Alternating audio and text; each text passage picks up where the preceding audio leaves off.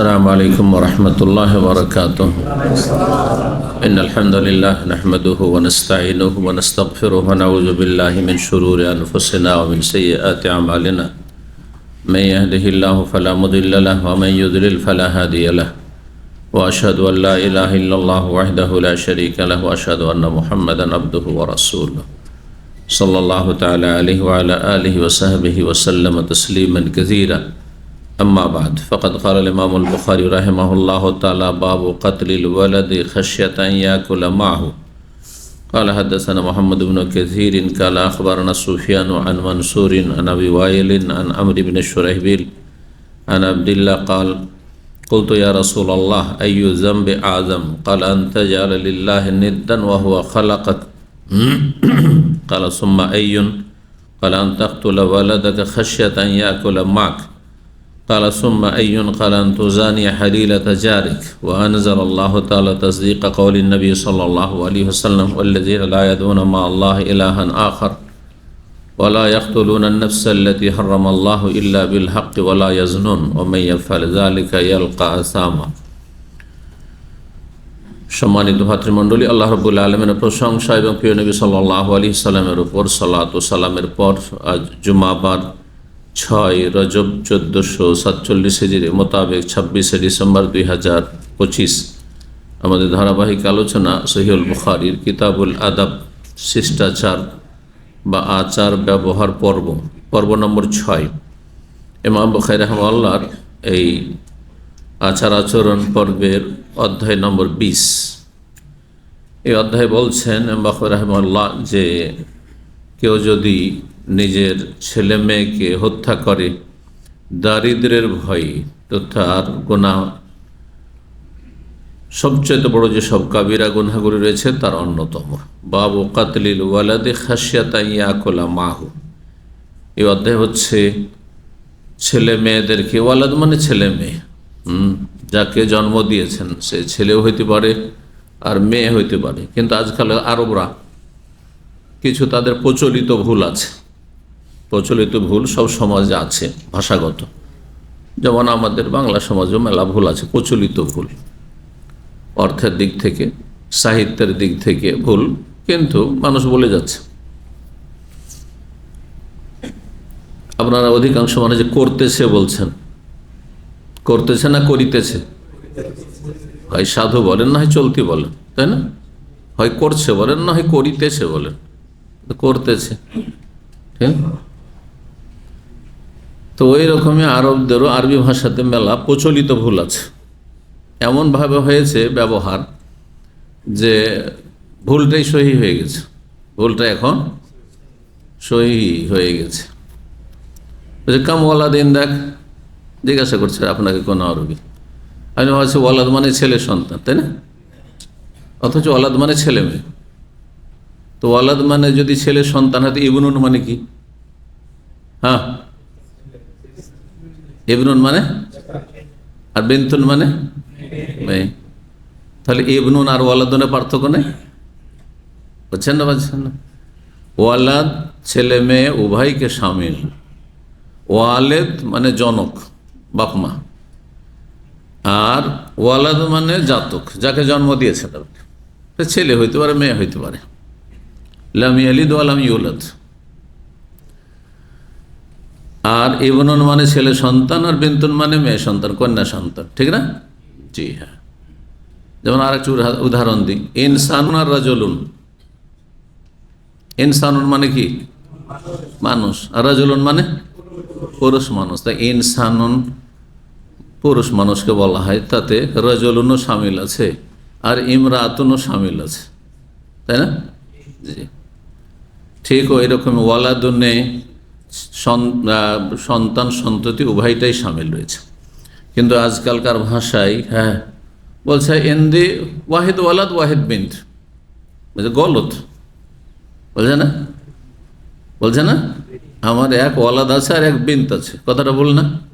ওকে বলা উচিত যে ইন্দি ওয়াহিদ ইবন, যদিও ভাষাটি এভাবে আরবি, শুদ্ধ আরবি নয়, এটা ভাঙা আরবি বলছে, আপনাদের বোঝানোর জন্য বলছে। ইন্দি ইবনুন ওয়াহিদুন ওয়া বিনতুন ওয়াহিদা, এটা শুদ্ধ আরবি। আর এমনি ওয়াহেদ ওয়াহেদ ইবেন ওয়াহেদ, হ্যাঁ বিন্ত, এটা ভাষাগত গ্রামারগত ভুল। তো যাই হোক, ওয়ালাদ মানে বাবু কাতলিল ওয়ালাদে, এ অধ্যায় হচ্ছে ছেলে মেয়েকে, ওয়ালাদ মানে সন্তান সন্ততিকে, শুধু হ্যাঁ ছেলে সন্তান নয়।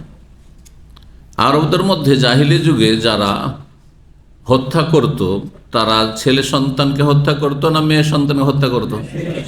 এটা সাধারণত, কিন্তু অনেকেই ছিল এমন যে ছেলে সন্তানকে হত্যা করত।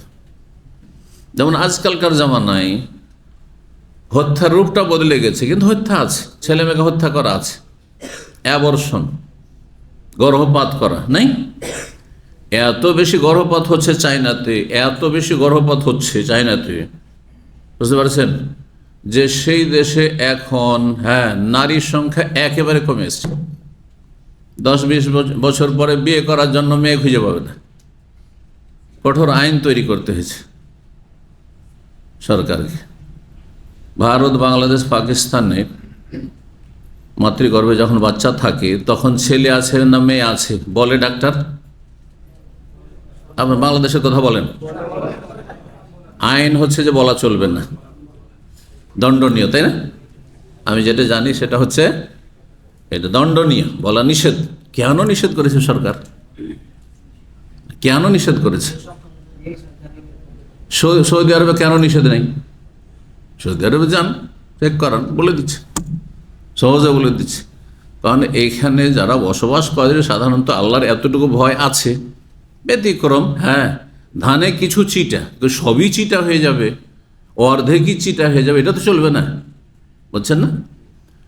তো এখানে সামান্য হয়তো চিটা থাকতে পারে, শতকরা 1-2টা, কিন্তু আমার দেশে প্রায় চিটা, যার ফলে সরকার বাধ্য এই ধরনের গঠনমূলক আইন তৈরি করতে যে মাতৃগর্ভে ছেলে আছে না মেয়ে আছে বলা চলবে না, বললে অপরাধ, বুঝছেন না? কিন্তু এখানে খুব সহজে জানেন না আপনি। এই জন্যই যে মেয়ে সন্তান হলে অ্যাবর্শন হচ্ছে। অনেক অভাবী আছে, অভাবের কারণে হয়তো অভাবী আছে অথবা অভাবী নয়, কিন্তু অভাবের আশঙ্কা করছে। এখন অভাবী নয়, কিন্তু ভাবছে যে 2টো ছেলে মেয়ে মানুষ করার মতো আমার কাছে ইনকাম সোর্স আছে, 3টা-4টা হইলে পারবো না, সেজন্য আর বাচ্চা নিচ্ছে না, স্থায়ী বন্ধ করে দিচ্ছে। অথবা হ্যাঁ অনিচ্ছাকৃত গর্ভধারণ করে ফেলেছে তার স্ত্রী, তখন গর্ভপাত করছে, অ্যাবর্শন করছে। এটা অহরহ হচ্ছে। ঘনিষ্ঠ সম্পর্ক যদি এই নার্সিংহোমগুলির সাথে থাকে অথবা এখানকার চিকিৎসকদের সাথে থাকে, ইন্টারনাল খবর যে খুব বেশি হচ্ছে, এটি এই অপরাধ, খুব বেশি অপরাধ হচ্ছে, বুঝতে পেরেছেন তো? কারণ আমি বেশ কিছু ডাক্তারদের সাথে কথা বলে দেখেছি, তারা দুঃখ প্রকাশ করছে যে এত পেশেন্ট আসছে, এত লোক আসছে এইভাবে, আর গর্ভপাত করাচ্ছে, তো ওরা পয়সা পাচ্ছে। অধিকাংশ পেটের জন্য মেডিকেল পড়া করছে, জনসেবার জন্য নয়, পেটের জন্য করছে। 1000-এ একজন পাবেন না যে জনকল্যাণমূলক সে লেখাপড়া করছে, আল্লাহ সন্তুষ্টির জন্য, যে মানুষের শরীরকে সুস্থ রাখবো, পরোপকারী হব, কল্যাণমূলক কাজ, ওয়াফালুল খাইরা, কল্যাণমূলক কাজ করো, লাআল্লাকুম তুফলিহুন, তাতে সফলতা রয়েছে। কোরআনী বিধানে বিশ্বাসী তারা বা আমলকারী, এমন নয়। মোটা অঙ্কের টাকা খরচ করে পড়ে, বড় আশা নিয়ে যে যদি এখানে 30 লাখ 40 লাখ টাকা খরচ করি MBBS পাস করতে, তাহলে আমি কোটি কোটি টাকা ইনকাম করব। আজকালকার লেখাপড়া কমার্শিয়াল হয়ে গেছে, আজকাল লেখাপড়া সব বিজনেস হয়ে গেছে, সবাই বিজনেস করছে, ইল্লা মাশাআল্লাহ। একমাত্র দিন পড়তে গিয়ে অল্প কিছু মানুষ আছে, দিন পড়তে গিয়ে অনেকে দুনিয়াদার হয়ে গেছে। আপনি ছোট থেকে এই উদাহরণটাও দিই, কারণ অনেকে দিন পড়াচ্ছেন কিন্তু দুনিয়ার স্বার্থে। দেখছেন যে দিনই শিক্ষা, ইসলামিক লাইনে লেখাপড়া করে মাশাআল্লাহ অমুকের ছেলে সৌদি আরব চলে এসছে, আর অমুক এখানে আসার পরে প্রতিষ্ঠিত হয়েছে, আমার ছেলেটা যেন এইরকমই প্রতিষ্ঠিত হয়। তো এটা আপনি দিনের খেদমতের জন্য না দুনিয়ার খেদমতের জন্য? পেটের জন্য করছেন আপনি। ইন্নামাল আমালু বিন্নিয়াত, মানুষের আমল নির্ভরশীল নিয়তের উপর, ইখলাস থাকতে হবে। আমার যখন মদিনা অ্যাডমিশন হলো, ভালো করে মনে আছে, একজন ভালো আলেম শাইখুল হাদিস, আল্লাহ হিদায়াত করে, এরকম শাইখুল হাদিস এমন শাইখুল হাদিস আছে 30-40 বছর বুখারী পড়ায়, কিন্তু একটি ছেলে মেয়েকে মাদ্রাসায় পড়ায়নি। ব্যতিক্রম অধিকাংশ আলেমরা মাদ্রাসায় পড়ায়, কিন্তু ব্যতিক্রম ওতেও আছে কিছু। অনেকের ধারণা যে হ্যাঁ এত মেহনত পরিশ্রম করে পড়লাম, কিন্তু তারপরেও কোনো মূল্যায়ন নেই সমাজের কাছে অথবা সরকারের কাছে, সুতরাং ছেলে মেয়েদেরকে জেনারেল লাইনে লেখাপড়া করছে। ছেলে মেয়ে সবগুলি কলেজ ইউনিভার্সিটি পড়িয়েছে, ভালো ভালো প্রায়গুলো সব মাস্টার ডিগ্রি হাসিল করেছে। আর আমার কলিগ ছিলেন উনি, তো তখন আমি যুবক মানুষ, উনি মুরব্বী মানুষ, ওনার 60-এর বেশি বয়স, আর আমার তখন 24-25। মদিনা ইউনিভার্সিটিতে অ্যাডমিশনের আমার কাছে লেটার পৌঁছে গেল। তো পাশে মাদ্রাসার পাশে নদী, মহানন্দা নদী নাম শুনেছেন? একটি নদীর নাম হচ্ছে মহানন্দা, ভারত আছে, বাংলাদেশ আছে। তো গোসল করতে গেছি, গিয়ে বলছে, আমাদের অঞ্চলে মাওলানা বলে, আলেমদের কি বলে? বলছে, মাওলানা সাহেব, যদি ছেলে মেয়েগুলোকে জেনারেলে না পড়িয়ে যদি আলেম করতাম, তো অন্তত আপনার মতো সৌদি আরব তো যেতে পারত। কারণ মাস্টার ডিগ্রি করে চাকরি পায়নি, চাকরির এত বেশি ক্রাইসিস যে MA পাশ করেও ছেলেমেয়েরা চাকরি পায়নি, পরে দু একটা পেয়েছে, ততদিন পর্যন্ত চাকরি পায়নি। প্রতিষ্ঠিত বড় যে আশা করেছিল যে দুনিয়া হবে, দুনিয়াটাও হয়নি জেনারেল লাইনে পড়িয়ে, তখন আক্ষেপ করছে যে যদি মাদ্রাসায় পড়াইতাম তো কি হইতো। আচ্ছা, এটা সৌদি আরব গেলেও তো একটি আর্থিক সচ্ছলতা আসতো।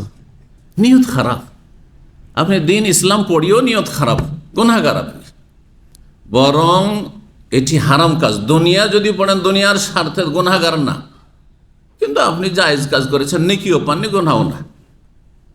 যদি আপনার জেনারেল লাইনে শিক্ষা দিয়ে আপনি পাপ না করেন, আপনি ডাক্তার হয়েছেন আর সেটা দিয়ে আপনি পেট পূজা করবেন, হ্যাঁ নেকি পাবেন না, কিন্তু গুনাহ হবে না। বাস বৈধ পথে কিন্তু করতে হবে। এই নয় যে একটা লোকের সাধারণভাবে ওষুধ দিলেই চলবে, আপনি তাকে 2-4টা দিয়ে দিলেন, একবার টেস্ট, এইটা করো এইটা করো, তখন রুজি হারাম হইতে লাগলো। গর্ভপাতের কাজ করছেন, অ্যাবর্শনের আপনি পেশেন্টকে আপনি নিচ্ছেন আর তাতে মোটা অঙ্কে ইনকাম করছেন। সাধারণ নর্মাল ডেলিভারি হবে আর আপনি সিজার করছেন, তখন রুজি হারাম। এসব হারাম করুন, কথা বুঝতে পারছেন? এক কথায় দুনিয়ার শিক্ষায় শিক্ষিত হয়ে কেউ যদি দুনিয়া করে আর তাতে হারামে না জড়ায়, তাহলে বৈধ কাজ, নেকিও নেই, গুনাহও নেই। পেটের জন্য পড়েছে, পেট পেয়েছে। কিন্তু দিন যদি পড়ে দুনিয়ার জন্য, তাহলে এটা শিরক, জাহান্নামে যাওয়ার কারণ। ইসলামী শিক্ষায় শিক্ষিত হলেন কিন্তু দুনিয়ার স্বার্থে, আমিও এরকম বক্তা, আমার ছেলেকে এরকম বক্তা বানাবো, মানে একটা বক্তাকে 40-50 হাজার টাকা দিয়ে ভালো ইনকাম, তাই না? সিজিদে তাহলে গেল সব শিরক। এটা শিরক। ও তুআল্লামু লিগাইরিদ দ্বীন, যে কিয়ামতের একটি লক্ষণ হচ্ছে, এবং এটি শিরক, যে আল্লাহর দিন শিখছেন, যেটি ইবাদত ছিল। নফল আমলের চাইতে নফল এলেম হাসিল করা বেশি গুরুত্বপূর্ণ, বেশি সওয়াবের কাজ। আপনার যদি আলেম হওয়া নফল হয় আপনার ছেলের, তারপরে আপনি তা দিয়ে আপনি দুনিয়ার নিয়ত করলেন, এটা শিরক। কোরআনে কারিমে বেশ কিছু আয়াত রয়েছে, কথা বেড়ে যাবে সেজন্য আর বাড়িতে চাইছি না। আসল বিষয়ের দিকে ফিরে আসি। ছেলে মেয়েকে হত্যা করা, সেটা ভূমিষ্ঠ হওয়ার পরে একটা হত্যা করা, সে ছোট হোক আর বড় হোক।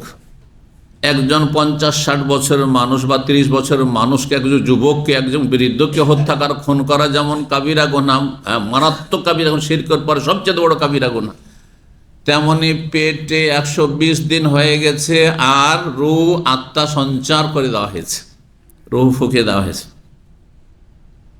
120 দিনে কি হয়? রূহ চলে আসে। শুধু মাতৃগর্ভে আছে, কিন্তু তার সাথে আমার কোনো পার্থক্য নেই। আমার জীবনের যে মূল্য, 4 মাসের বাচ্চা, তার জীবনের মূল্য সমান। তাহলে এই বাচ্চাকে কেউ যদি গর্ভপাত করে, অ্যাবর্শন করে, তাহলে সে ওই রকমই খুনি, যেমন একজন জীবন্ত মানুষকে খুন করা অপরাধ খুনি, সমান অপরাধ, কোনো পার্থক্য নেই। আল্লাহ কোনো পার্থক্য নেই। এটি হচ্ছে আল্লাহর দিন। এবং শিরকের পর সবচেয়ে বড় গুনাহ। এতে যারা জড়িত, মা বাবা জড়িত, পরিবারের সদস্যরা কেউ জড়িত, ডাক্তার জড়িত, নার্স জড়িত, নার্সিংহোমের মালিকরা জড়িত, সবাই খুনি। এরা সবাই খুনি, ভালো করে। তখনকার যুগে মাতৃগর্ভে হত্যা করতে পারতো না, মারতে পারতো, আবর্ষণ করতে পারতো না 1400 বছর আগে জাহিলি যুগে মক্কার কাফেররা। সেই জন্য এক শ্রেণীর সব কাফের কিন্তু নয়। এটা একটা ভুল মেসেজ মুসলিম সমাজে ছড়িয়েছে আমাদের দেশে, আর বক্তাদের জেহালত, অজ্ঞতা, যে আরবরা কি করতো, কন্যা সন্তানকে কি করতো, হ্যাঁ, কন্যা সন্তানকে জীবন্ত দাফন করে দিত। আরে বাবা, একটু চিন্তা করা উচিত ছিল। যদি কন্যা সন্তান সবই দাফন হয়ে যেত আর পরম্পরা 50-100 বছর থেকে চলে আসছে, তো একজন মেয়ে পাওয়া যেত আরব দেশে, একজন মেয়ে পাওয়া যেত আরব দেশে। তাহলে কি আরবরা বিয়ে শাদী করতো না? হ্যাঁ, কোথা থেকে বিয়ে শাদীর জন্য মেয়ে পেত? তাহলে বিবেক নেই। এই জন্য সঠিক কথা হচ্ছে, কিছু কিছু বংশ ছিল, হ্যাঁ, যাদের নিকৃষ্ট চিন্তা চেতনা ছিল, তারাই শুধু কন্যা সন্তানকে খুন করত, জীবন্ত দাফন করত, কন্যা সন্তানকে জীবন্ত দাফন করত। আর অধিকাংশ গোত্র বা বংশগুলি এই অপরাধ করত না। শিরকের অপরাধ ছিল, অন্য আরো অপরাধ ছিল। বরং আজকাল যে যত বেশি জেনা ব্যভিচার হচ্ছে, তার চাইতে কম জেনা ব্যভিচার ছিল সেই যুগে। এই কথার দলিল আমার কাছে আছে। হিন্দ বিনত আবি সুফিয়ান, না হিন্দ বিনতে হারবিন উমাইয়া, আবু সুফিয়ানের স্ত্রী, তাই না? আবু সুফিয়ানের স্ত্রী হিন্দ, মুআবিয়া রাদিয়াল্লাহু তাআলা আনহু সাহাবীর খলিফার মা, এক যুগে ইসলামের কট্টর দুশমন ছিল। তারপরে আল্লাহ তার অন্তরে হেদায়াত দিলেন, সে কালেমা পড়ে মুসলিম হইল। রাসূলুল্লাহ সাল্লাল্লাহু আলাইহি সাল্লাম মহিলাদের সাথে পর্দার আড়াল থেকে বায়াত নিতেন, যে বায়উনি, আমার সাথে তোমরা বায়াত করো, শপথ করো, আল্লাহ তুশরিকু বিল্লাহি শাইআ, আল্লাহর সাথে কোনো কিছু শরীক করবে না। ওয়ালা তাকতুলু আওলাদাকুম খাশিয়াতি ইমলাক, দারিদ্রের ভয়ে, দারিদ্রের আশঙ্কায় তোমরা ছেলে মেয়েদের হত্যা করবে না। ওয়ালা তাজনু, আর ব্যভিচারের ধারে কাছে যাবে না, জেনায় লিপ্ত হবে না।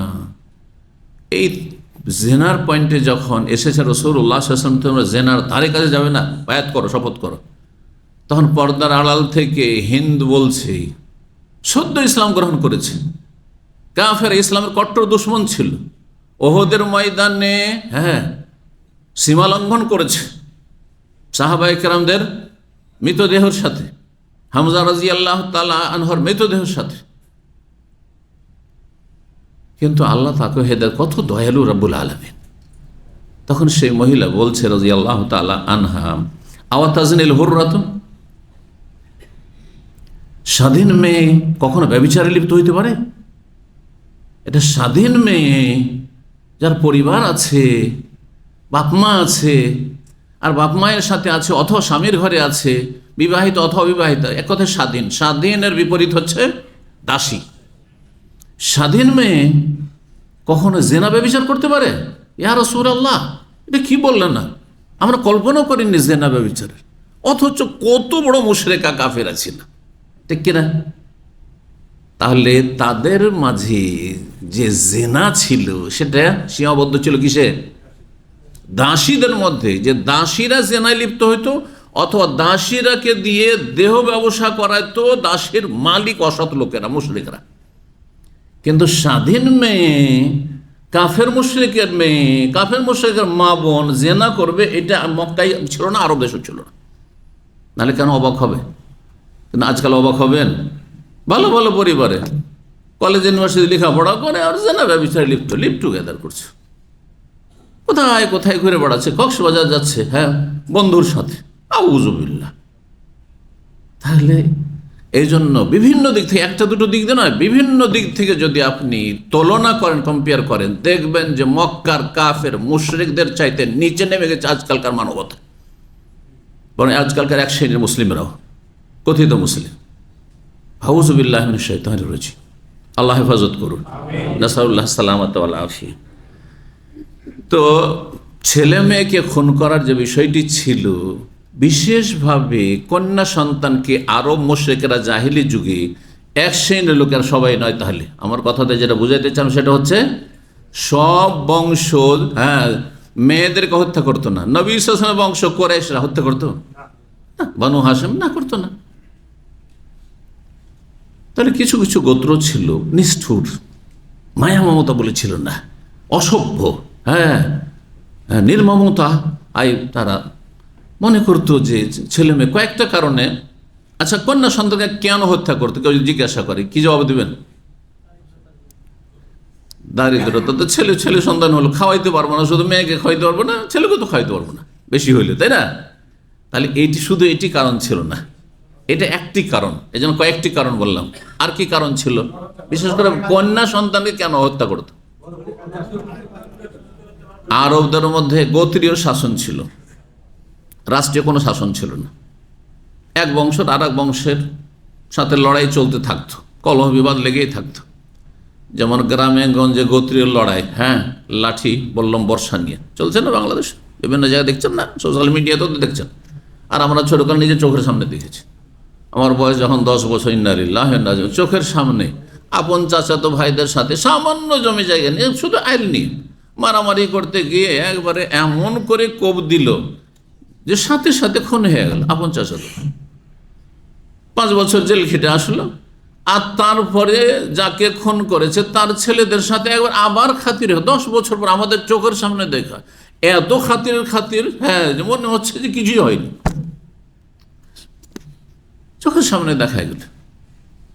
সুবহানাল্লাহ, জীবনের প্রথম একটি খুন আমি দেখি চোখের সামনে। দাঁড়িয়ে আছি, তামাশা দেখছি, ঝগড়া চলছে, তর্ক চলছে, করতে করতে অস্ত্র নিয়ে বেরিয়ে গেল, এদিক থেকে লাঠি, ওই দিক থেকে অস্ত্র হাতিয়ার নিয়ে তারপরে খুন করে দিল মারামারিতে চোখের সামনে। আল্লাহ হেফাজত করুন। তো গোত্রীয় শাসন ছিল আরবদের মধ্যে, বলছিলাম গোত্রীয় শাসনের ক্ষেত্রে সবসময় লড়াই, লাঠি রাখতে হতো সাথে। জনবল কতটুকু আছে, লাঠিয়াল বাহিনী আছে কিনা নিজের বংশের লোকে লাঠিয়াল লাগবে। আর মেয়েরা তো লাঠি ধরতে পারবে না, আজকাল তো মেয়েরাও লাঠি ধরছে, এই ক্ষেত্রে এগিয়ে আছে আজকালকার মহিলারা মারামারি করছে। মহিলারা লাঠি ধরিয়ে দিচ্ছে, অস্ত্র ধরিয়ে দিচ্ছে, মারো, স্বামীকে ধরিয়ে দিচ্ছে, ভাই বোনকে ধরিয়ে, ভাইকে ধরিয়ে দিচ্ছে, আত্মীয় স্বজনকে ধরিয়ে দিচ্ছে, ওরা মাঠে লড়াই করছে। আউযুবিল্লাহ। আরো মুশরিকরা মনে করতো মেয়েরা তো লড়াই করতে পারবে, এদেরকে রেখে লাভটা কি? ইনকামও করে দিতে পারবে না। আজকাল মহিলারা বেশি ইনকাম করছে, মহিলা চাকরির ক্ষেত্রে এত বেশি আগ্রহী যে এত পুরুষরাও আগ্রহী না। মুসলিম সমাজে যা দেখতে পাওয়া যাচ্ছে, দেখছেন না, মহিলা তো ভরে যাচ্ছে সব জায়গায়। তাহলে আজকালকার লোক আছে, তখনকার মহিলা ভালো ছিল আর তাদের অভিভাবকরাও ভালো ছিল, যে না মেয়েদেরকে দিয়ে ইনকাম করা যাবে না, ওরা জানতো। কিন্তু আজকাল না, মেয়েরাকে দিয়ে ইনকাম করতে হবে, ছেলেটা পড়ছে না, মেয়েটাকে ভালো করে পড়ায়।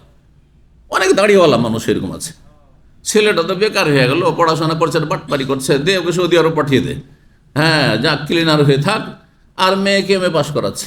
এখানে কয়েকটা ছেলে ছিল, এখন আছে হয়তো তাদের কেউ, 2-3 ভাই ছিল, ওদের কেউ মাধ্যমিক, উচ্চ মাধ্যমিক, একজন শুধু মনে হয় গ্রাজুয়েশন আছে, আর বোনগুলো সবগুলিকে এমএ পাস করিয়েছে। আমি বলি আশ্চর্য কথা, আশ্চর্য কথা, মেয়েগুলোকে যদি প্রাইমারি পড়িয়ে রেখে দিত এটা বেশি ভালো ছিল। আর আপনাদেরকে এরকম মাস্টার ডিগ্রি আর পিএইচডি করা উচিত ছিল, বুঝছেন না? উল্টো হয়ে গেছে দুনিয়া। তো কি বলছিলাম, যে গোত্রীয় শাসনের কারণে তারা জানতো যে এই মেয়েদের কোনো কাজ হবে না, এই লড়াই করতে পারবে, না ইনকাম করিয়ে দিতে পারবে, আর এমনি এমনি খাওয়িয়ে দাও, 15 বছর খাওয়িয়ে দেয়, তখন তো তাদের বিয়ে হতো, 15 বছর খাওয়িয়ে দাও, পরের ঘরে দিয়ে দিতে হবে। সেই জন্য তারা কন্যা সন্তানকে ভূমিষ্ঠ হওয়ার পরে তখন জীবন্ত দাফন করে, ওয়াইজাল মাউদাতু সুইলাত বিআইযা মিন কুতিলাত, হাসর মাঠে সে সমস্ত জীবন্ত দাফনকৃত মেয়েগুলোকে আল্লাহ হাজির করবেন, আর বাবার সামনে, মায়ের সামনে, অভিভাবকের সামনে হাজির করে আল্লাহ জিজ্ঞেস করবেন, বিআইযা মিন কুতিলাত, কি অপরাধ করেছিলে তুমি, যে তোমাকে তোমার বাবা হত্যা করেছিল, তোমার বাবা তোমাকে দাফন করেছিল জীবন্ত? জি। আর সে মেয়ের সামনে তার বাবাকে জাহান্নামে নিক্ষেপ করা হবে, নিকৃষ্ট বাপকে। যারা এই অবর্ষণ করছেন তারাও শুনে রাখেন ভালো করে, গর্ভপাত করছেন যে বাচ্চা আর নেব না, কিন্তু বাচ্চা ধরে গেছে, সুতরাং গর্ভপাত, জাহান্নামে নিক্ষেপ করা হবে সেই বাচ্চার সামনে আপনাকে। আল্লাহকে ভয় করুন। জি, কেউ কারো রুজি খায় না, আমার ছেলে মেয়ে আমার রুজি খায় না, আমার ইনকাম করা খায় না, রব তার ভাগে রেখেছেন।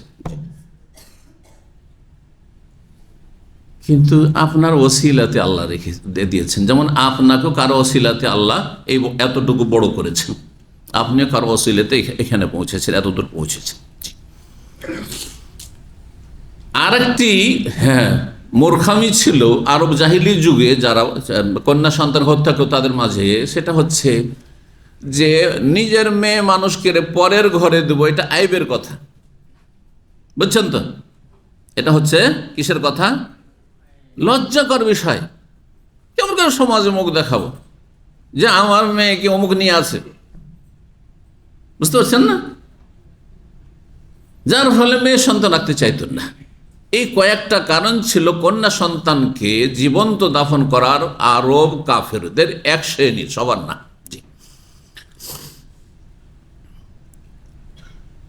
বলছেন ইমাম বুখারী রাহিমাহুল্লাহ, বাবু কাতরিল ওয়ালাদি, সন্তান সন্ততিকে হত্যা করা। তাহলে আসল, যদিও অধিকাংশ ক্ষেত্রে কন্যা সন্তানকে মূর্খরা হত্যা করে থাকে, কিন্তু কখনো কখনো ছেলে সন্তান হত্যা করতে পারে, যেন অভাবের কারণে যারা করেছে, শুধু অভাব, পারবো না, আর খাওয়াইতে পারবো না, আর মানুষ করতে পারবো না, আর বাচ্চা নেওয়ার নিয়ত নেই, অ্যাবর্শন করছে, শুধু মেয়ে সন্তানকে ছেলে সন্তানকে করে দিচ্ছে। অথবা রেল লাইন বা কোথাও মাঠে ঘাটে ফেলে দিয়ে চলে যাচ্ছে, পাওয়া যাচ্ছে না এরকম বাচ্চা, মানুষ করতে পারে না, খাওয়াইতে পারে, সেজন্য ফেলে দিয়ে চলে যাচ্ছে। কেউ উঠিয়ে নিয়ে চলে যাবে, মারতে একটু মায়া লাগছে, যা ফেলে দিন। আল্লাহ হেফাজত করুন। এই জন্য ইমাম বুখারী ছেলে মেয়ে দুটোর কথাই বলেছে। বাবু কাতরিল ওয়ালাদি, অধ্যায় হচ্ছে সন্তান সন্ততিকে হত্যা করা। বিভিন্ন কারণ হইতে পারে, কিন্তু মুখ্য কারণটি এখানে বলা হয়েছে, যেটি হাদিসে এসেছে আর অধ্যায় এসেছে। তার মানে এই নয় যে দারিদ্রের ভয় যদি না থাকে তাহলে হত্যা করা চলবে, চলবে নাকি? যে কোনো কারণে, কারণ হোক আর না হোক, হত্যা করা হচ্ছে সবচেয়ে বড় অপরাধ, শিরকের পরে, কুফরির পরে। খাসিয়াতা, এই আশঙ্কায়, আইয়াকলা মাহু, যে আমার সাথে আবার খাবে, কোথা থেকে খাওয়াবো, কোথা থেকে সংসার চালাবো। এক শ্রেণীর মুসলিম সমাজে মূর্খ পুরুষ মহিলা আছে, শোনেন। এক মহিলা সরাসরি আমার সামনে নয়, কিন্তু যার সামনে বলেছে সে আমাকে নকল করছে। কে আছে লোকটি দেখেন তো?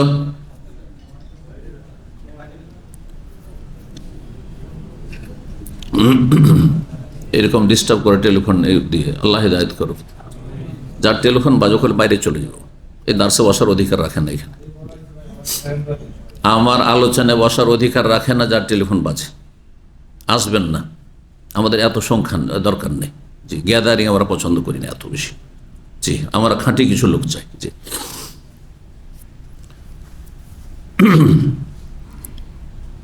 কি বলছিলাম? যদি কারো দারিদ্রের ভয় না থাকে আর হত্যা করে, কাউকে হত্যা করে, সবচেয়ে বড় অপরাধ। আর ছেলে মেয়ে হত্যা করলে আরো বড় অপরাধ। মানে অপরাধেরও স্তর আছে, একটি অপরাধের বিভিন্ন স্তর আছে। একজন অমুসলিমকে খুন করা হারাম, কাবিরা গুনাহ, ঠিক না? একজন মুসলিমকে খুন করা ওর চেয়ে বড় কাবিরা গুনাহ, ঠিক না? সবই কিন্তু কাবিরা। আচ্ছা, মুসলিম আত্মীয়, মুসলিম আত্মীয় প্রতিবেশী, মুসলিম ও আত্মীয় প্রতিবেশীও আরো বেশি, ঠিক না? বাপ মাকে খুন করা, ছেলে মেয়েকে খুন করা আরো বেশি। তাহলে একটি কাবিরা গুনাহতে কতগুলি স্তর হয়ে গেল, কতগুলি স্তর হয়ে গেল।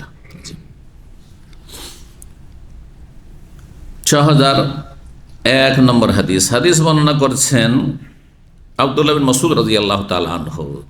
তিনি বলেন, কুলতু ইয়া রাসূলুল্লাহ, আমি বললাম হে আল্লাহ, আইয়ু যামবি আযম, কোন পাপ সবচেয়ে বড়, কোন পাপ, কোন গুনাহ সবচেয়ে বড়? কালা, নবী সাল্লাল্লাহু আলাইহি ওয়াসাল্লাম বললেন, আনতাজআলা লিল্লাহি নিদ্দান ওয়া হুয়া খালাকাকা, তুমি আল্লাহর শরীক স্থাপন করবে অথচ তিনি তোমাকে সৃষ্টি করলেন। আল্লাহ সব কিছু দিলেন, হায়াত দিলেন, আল্লাহ রাব্বুল রিজিক দিলেন, আল্লাহ সুস্থতা দিলেন, আল্লাহ সব কিছু দিয়ে প্রতিপালন করলেন। রব্বুল আলামিন, তিনি প্রতিপালক। সমস্ত কিছু আল্লাহ, সমস্ত নিয়ামত তোমার। হ্যাঁ, তোমার মাথাতে পাপ যা আছে, তোমার চারপাশে যা আছে, তুমি যা কিছু ভোগ করছো, হাওয়া বাতাস যাই হোক না কেন, সব কিছু আল্লাহ দিলেন, আল্লাহ সৃষ্টি করলেন। আর আল্লাহর ইবাদত বন্দেগীর তিনি নির্দেশও দিলেন, আল্লাহ তা'বুদু ইল্লাহি, আল্লাহ ছাড়া কারো ইবাদত করবে না। আর আল্লাহর সাথে শরীক স্থাপন করে ফেললেন। তোমাকে সৃষ্টি করলেন আল্লাহ, হ্যাঁ, তোমার ছেলে মেয়েগুলো আল্লাহ দান করলেন, তোমাকে রুজি দিলেন আল্লাহ। আর হ্যাঁ, মাজারে গিয়ে ঘুরে আসলে বললে যে এটা বাবার দান, এই ছেলে মেয়েটি আমার বাবার দান। হ্যাঁ, এবার আমার রুজিতে বরকত হয়েছে, বাবার সুদৃষ্টি পড়েছে। আউযুবিল্লাহ। মাজারে চাদর চড়িয়ে এসছে একজন আমবাগানের মালিক আমাদের ডিস্ট্রিক্টের, সে তার বিআই বেরেলবি, হ্যাঁ, সঙ্গদোষে লোহা ভাসে, তার সাথে চলে গেছে হ্যাঁ আজমিরে, হ্যাঁ, চিশতির দরবারে গিয়েছে, মৃত ব্যক্তির দরবারে গিয়েছে। আর যাওয়ার পরে চাদর চড়িয়ে এসছে, বিআইয়ের দেখা দেখি, জাহেল মূর্খদের ধর্মকর্ম এরকমই, দেখা দেখি ধর্ম, যখন ওরাও করছে আমিও করি। আর তারপর আল্লাহ তাকে পরীক্ষা ফেলে দিচ্ছে। ওইবার ফিরে আসার পরে আম বাগানে আরও বেশি ফলন হয়েছে। এটা আল্লাহ করেন, নুয়াল্লিহ মা তাওয়াল্লা, এটি হচ্ছে আল্লাহ নীতিমালা। আপনি যেদিকে যাবেন, হ্যাঁ, সেদিকে আল্লাহ ঠেলে দেবেন। আপনি চেষ্টা করেন নেক পথে থাকার, আল্লাহ আপনাকে নেক পথে চলার তৌফিক দেবেন। একটু পাপ করেন, ধাক্কা লেগে যাবে, ক্ষতি হয়ে যাবে। হ্যাঁ, তার মানে আল্লাহ আপনাকে ভালোবাসছেন, আপনি চেষ্টা করেছেন নেকির পথে। এটা আমাদের জীবনে আমরা পরীক্ষা করে দেখেছি। সামান্য একটু ভুলের পরে টের পাই যে একটু ক্ষতি হয়ে গেল। কেন হইল? তখন আত্মপর্যালোচনা করি আমরা, যে না, আমার ভুল আছে বা কোনো ঘাটতি আছে, যেটা আমাকে ত্রুটি মানে সংশোধন করতে হবে। যারা পাপের পথে চলে, শিরকের পথে, কুফরের পথে, বিভিন্ন পাপের পথে, তখন সেই পথগুলি সহজ করে দেয়। যারা নারী ব্যবসা করছে,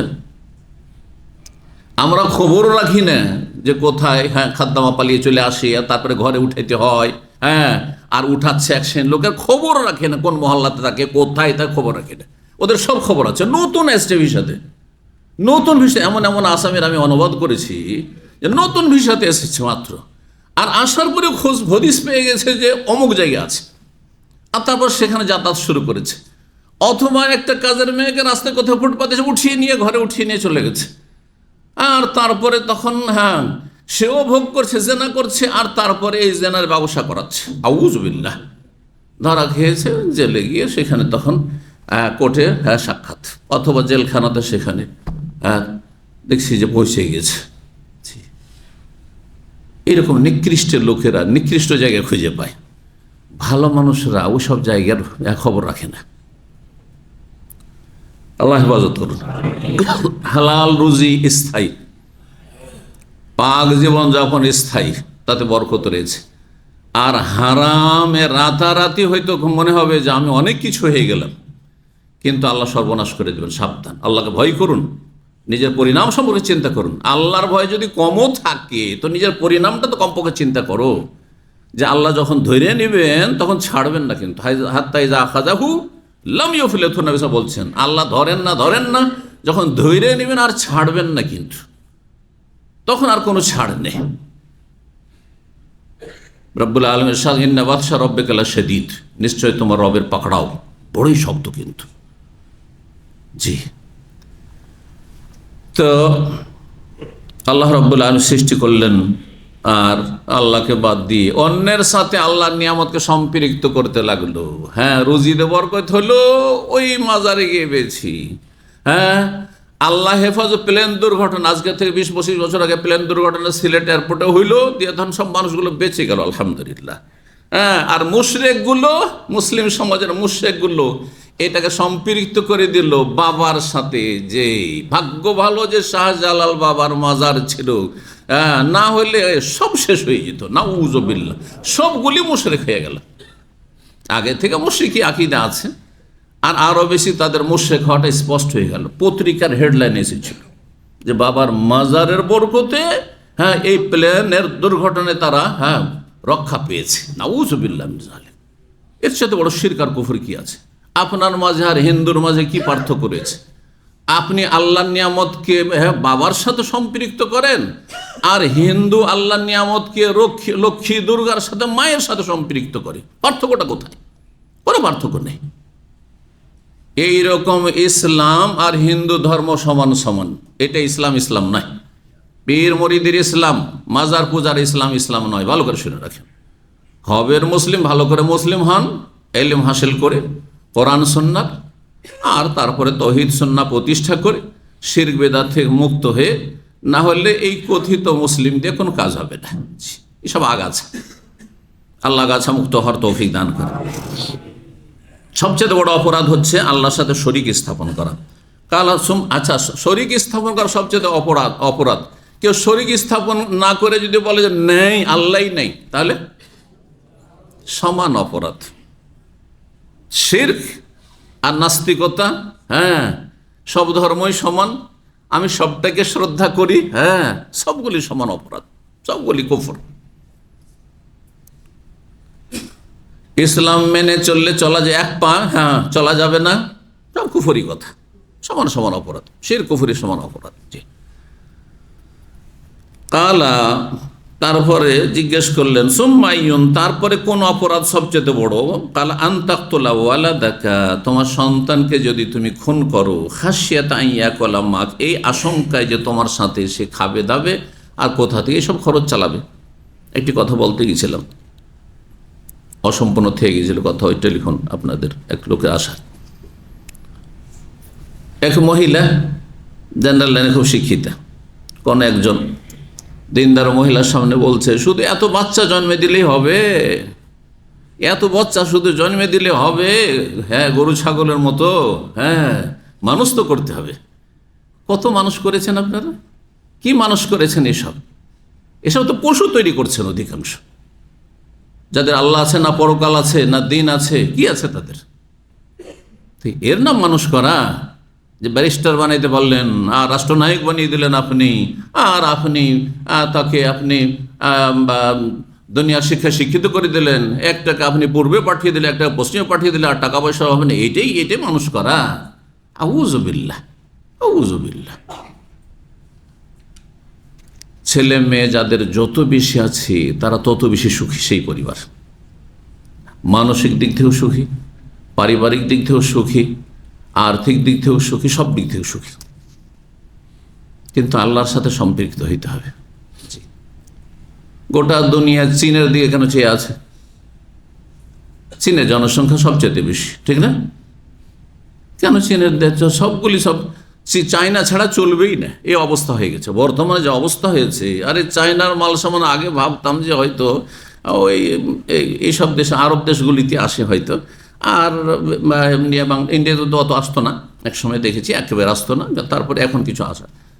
নেপালে দেখতাম চায়নার মাল, আমরা নেপালের বর্ডারের কাছাকাছি, সেজন্য চায়নার কিছু কিনতে হইলে ওই নেপালের বর্ডার এলাকা দিয়ে আসতো, তারা বাংলাদেশ হয়ে আসতো। কিন্তু ইংল্যান্ডে গিয়ে দেখি ওখানেও চায়নার মাল, গোটা পৃথিবী ছেয়ে যাচ্ছে। বুঝতে পারছেন না কেন? তাদের জনসংখ্যা তো সবচেয়ে বেশি। তাহলে জনসংখ্যা বেশি হইলেও অভাব হয়ে যাবে, এটি কত অবাস্তব কথা। আমি কোরআন হাদিসের কথা এখন বলছি না, আপনাকে দুনিয়া বুঝছেন তো বেশি, দুনিয়ার কথা বলে বুঝাইতে চাইছি। বাস্তবতার খেলাফ কাজ। যাদের বাড়িতে যত লোকজন আছে, যত ছেলে মেয়ে আছে, তত বেশি সুখে আছে।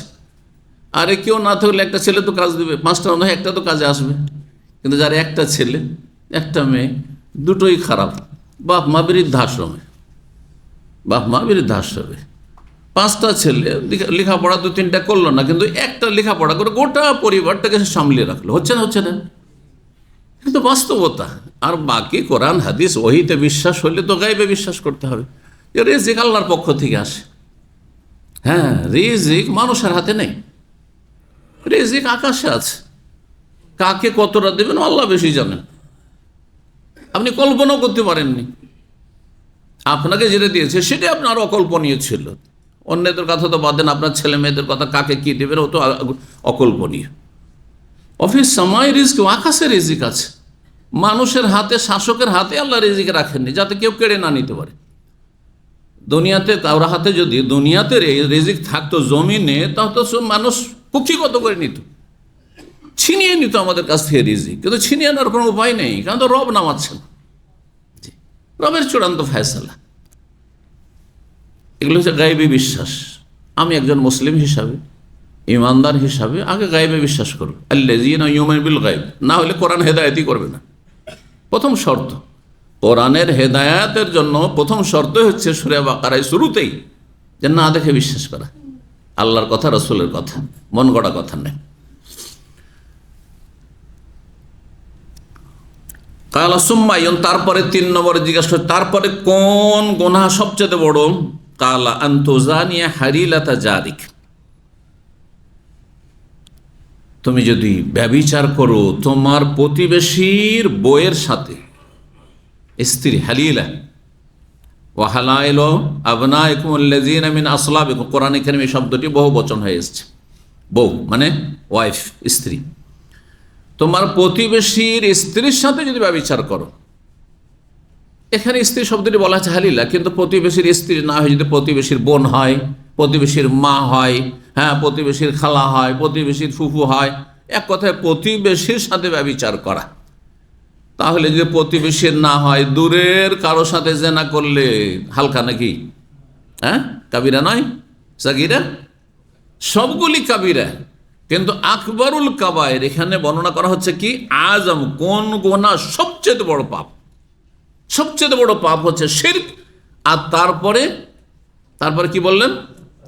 ছেলে মেয়েকে খুন করা, অন্যদেরকে খুন করাও কাবিরা গুনাহ, কিন্তু ছেলে মেয়েকে খুন করা অথবা বাপ মাকে খুন করা, এটা খুনের মধ্যে সবচেয়ে বড় পাপ। জি, শিরকের পরে, কুফরির পরে, নাস্তিকতার পরে সবচেয়ে বড় পাপ। আর ব্যভিচার সবগুলি কাবিরা, এমনকি অমুসলিম মেয়ের সাথে যদি ব্যভিচার করে, বেশ্যাখানাতে যাদের বেশ্যাবৃত্তি তাদের পেশা, পয়সা নিচ্ছে আর তারা বেশ্যাবৃত্তি করছে। দেহ ব্যবসা কথাটি মুনাফিকদের ভাষা, নাস্তিকদের ভাষা, কথা বলছে। শারীরিক সম্পর্ক, ফিজিক্যাল রিলেশন, এগুলো নাস্তিকদের ভাষা, এগুলো মুসলিমদের শোভা পায় না। মুসলিমদের জন্য এই ভাষাগুলি ব্যবহার করা জায়েজ নয়। অপরাধকে হালকা করে দিচ্ছেন এটা দিয়ে।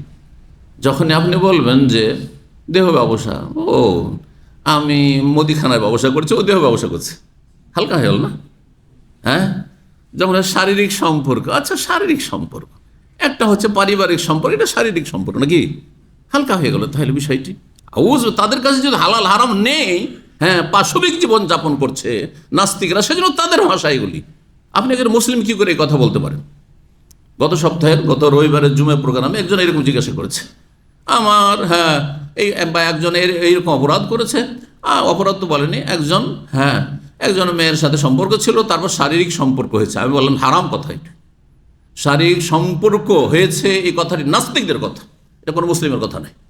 মুসলিম বলবে জেনা করেছে, ব্যভিচার করেছে, অশ্লীলতায় লিপ্ত হয়েছে, নোংরামিতে লিপ্ত হয়েছে, যাতে করে পাপটির উপর ঘৃণা হয়। পাপের উপর একটা ঘৃণা থাকে, আর পাপের উপর ঘৃণা থাকে, আপনার নিজেরই ঘৃণা চলে যাবে। শুকরের গোশত খেতে যখন অভ্যাস হয়ে যাবে, তখন আপনার গরুর গোশতের মতো লাগবে, বুঝতে পারছেন না? আপনি গরুর গোশত মজার সাথে খাচ্ছেন, একটা খ্রিস্টান শুকরের গোশত খাচ্ছে, অথচ সবচেয়ে খবিস জিনিস আখবাস। আপনি জুস খাচ্ছেন, আর একজন মদ খাচ্ছে, প্লেনে পাশাপাশি আপনি জুস নিচ্ছেন, ও মদ খাচ্ছে, মনে করছে একই রকম, এটাও পানীয় ওইটাও পানীয়, আউযুবিল্লাহ, একটা খবিস একটা তৈয়ব। এই জন্য শারীরিক সম্পর্ক কখনো বলা যাবে না, একমাত্র স্ত্রীর ক্ষেত্রে, স্বামী স্ত্রীতে বলতে পারেন যে শারীরিক সম্পর্ক। আপনি ভদ্র ভাষা বলবেন, হ্যাঁ, পাক পবিত্র জীবনযাপনের ক্ষেত্রে বলুন। জি, নোংরামের ক্ষেত্রে এত ভদ্র ভাষা, এটা কাফেরদের ভাষা, এটা নাস্তিকদের ভাষা। এই ভাষাগুলি কোনো মুসলিম ব্যবহার করবেন না, কারণ আমাদের ওপর তাদের প্রভাব পড়ছে। নাস্তিক, সেকুলার, জালেম, কাফেরদের প্রভাব পড়ে যাচ্ছে, অপসংস্কৃতি, যে আমরা তাদের ভাষাগুলি ব্যবহার করা, তাদের মতো নাচতে শুরু করছি না। তাহলে জেনা ব্যভিচার বিভিন্ন স্তর রয়েছে। জি, সবগুলি হারাম। আনজালাল্লাহু তাসদীকা কাওলিন নবী সাল্লাল্লাহু আলাইহি ওয়াসাল্লামের কথার সত্যায়ন, সম্পর্কে আল্লাহ আয়াত নাজেল করলেন। আয়াত তখনই নাজেল হয়েছে অথবা তার আগে থেকে ছিল, নবী সাল্লাল্লাহু আলাইহি সাল্লাম এই কথাগুলির সত্যায়নে সেই আয়াতটি পড়ে শোনালেন। সূরা ফুরকান আয়াত নম্বর 68। মহান আল্লাহ বলছেন, ওয়াল্লাযীনা লা ইয়াদউনা মা আল্লাহি ইলাহান আখার। এগুলি কার বৈশিষ্ট্য, কার গুণ? কে বলতে পারে? রহমানের বান্দা, পরম করুণাময় আল্লাহ রাব্বুল। আল্লাহর নাম রহমান। আল্লাহ নামের পরে সবচেয়ে গুরুত্বপূর্ণ নাম, সবচেয়ে ফজিলতপূর্ণ নাম, সবচেয়ে ব্যাপক অর্থপূর্ণ নাম রহমান, পরম করুণাময়, রহমানের বান্দা। রহমানের সাথে সম্পৃক্ত যে সব ভালো মানুষকে করা হয়েছে তাদের বৈশিষ্ট্য আল্লাহ বর্ণনা করেছেন তিনটি এখানে। একটি হচ্ছে যে তারা শিরিক করে না। ওয়াল্লাযীনা লা ইয়াদউনা মা আল্লাহি ইলাহান আখার, আল্লাহর সাথে অন্য কাউকে আহ্বান করে না। আহ্বান করে না মানে শুধু দোয়া করে না আল্লাহ ছাড়া অন্যের কাছে, বাবা গোর আর সিজদা করেন না। উদ্দেশ্য কোরআনের ভাষা বুঝতে হবে। হ্যাঁ, দোয়া মানে শুধু দোয়া নয়, আহ্বান মানে শুধু আহ্বান নয়, আল্লাহর সাথে শরীক স্থাপন করে না। সেটা দোয়াতে হোক অথবা সেজদাতে হোক অথবা জবাই করার ক্ষেত্রে হোক অথবা তওয়াফ করার ক্ষেত্রে হোক, যে কোনো ক্ষেত্রে হোক না কেন, শিরক করে না এক কথায়। আর কি, ওয়ালা ইয়াকতুলুনা নাফসাল্লাতী হারামাল্লাহ, আর যাকে হত্যা করা আল্লাহ হারাম করেছেন, নিষিদ্ধ করেছেন, তাকে হত্যা করে না। ইল্লা বিল হক, তবে ন্যায়সঙ্গত হলে, ন্যায়সঙ্গত হইতে হবে। আর সেই ন্যায়সঙ্গত কাজটি বাস্তবায়নের যাকে আল্লাহ ক্ষমতায়ন করেছেন সে করতে পারবে, আমি আপনি করতে পারবো না। এবার বুঝতে পেরেছেন?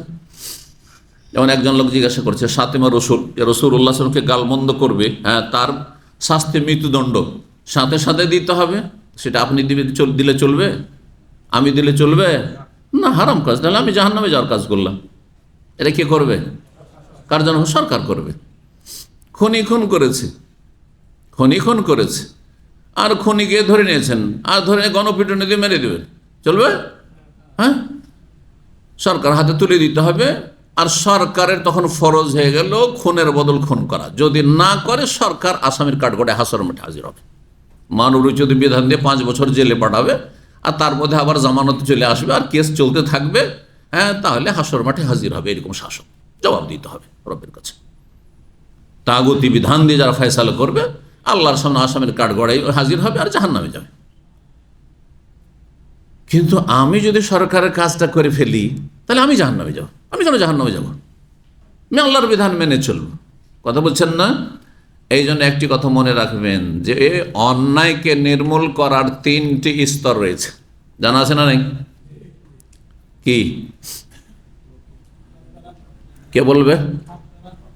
হাত দ্বারা মানে বল প্রয়োগ করে, শুধু হাত দ্বারা না। হ্যাঁ, আচ্ছা, হাত ব্যবহার করলো না কিন্তু বললো মারো একে। হ্যাঁ, জাল্লাদকে বলছে যে একে মৃত্যুদণ্ড দাও, তা হাত তো ব্যবহার করেনি। তো হাত দ্বারা মানে হাত দ্বারা, হাদিসে হাত দ্বারা আছে বল প্রয়োগ করা। হ্যাঁ, হাত দ্বারা মানে বল প্রয়োগ করা। 2 নম্বর কথার দ্বারা, কি যে বলছেন আপনারা, কথার দ্বারা। 3 নম্বর অন্তর থেকে ঘৃণা করে প্রতিবাদ করা।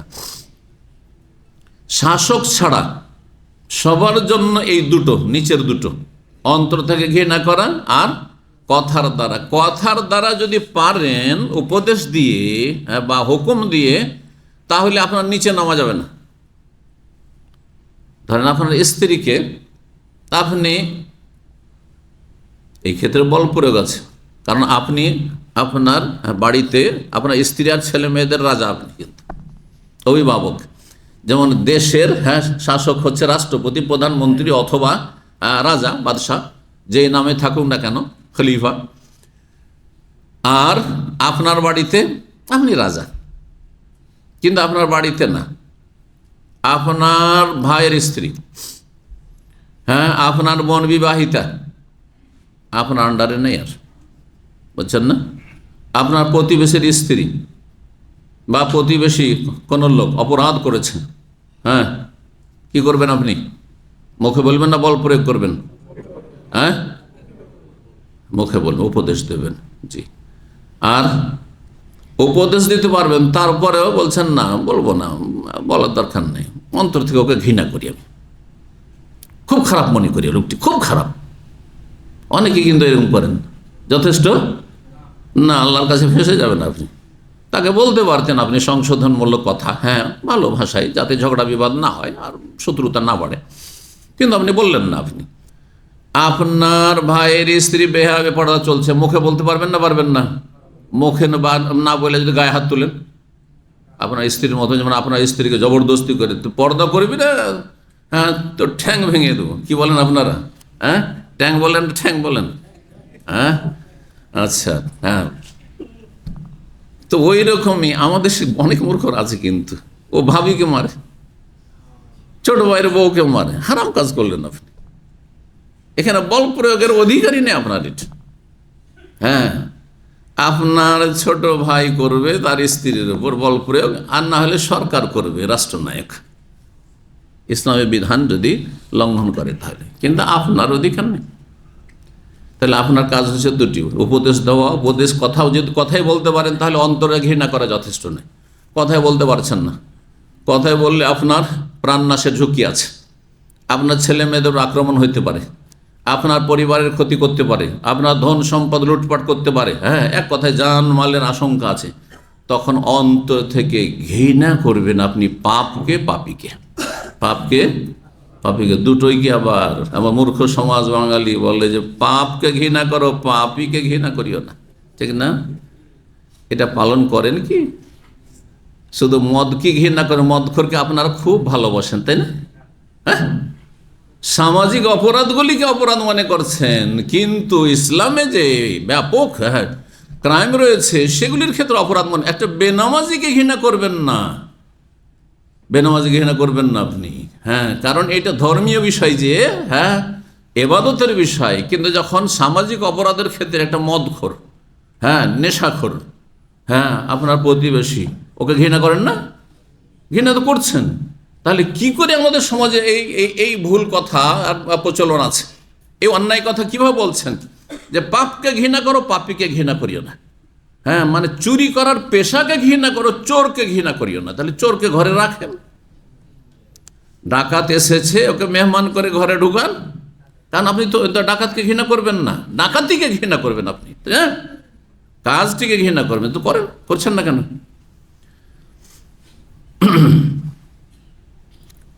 ওয়ালা ইয়াকতুলুনা নাফসাল্লাতী হারামাল্লাহু ইল্লা বিল হক, ন্যায়সঙ্গত হত্যা করা। ন্যায়সঙ্গত হত্যা করা কয়টি ক্ষেত্রে?